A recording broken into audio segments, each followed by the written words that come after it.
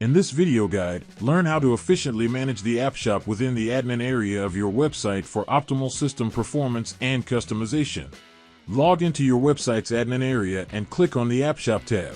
Here, you can reset and update your storage keys for enhanced security. Use the Store tab to browse through the app shop with a category tree and filters. Apply filters like All, Designed by osCommerce, and Free Only. Search by name and keywords for specific applications. The My Library tab lets you review linked apps, both free and paid. Move to the Local Storage tab to upload and manage installed apps. View detailed information in a table format: date, file, application, type, requirements, state, and action. Conveniently clean up your local storage with a single click.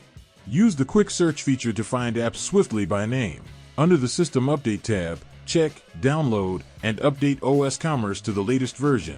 Access the changelog link for more detailed information. Whether it's system updates, innovative applications, or a streamlined user experience, the App Shop is your #1 tool to staying ahead in the dynamic e-commerce landscape. Use the full potential of your App Shop for a convenient and personalized online shopping experience.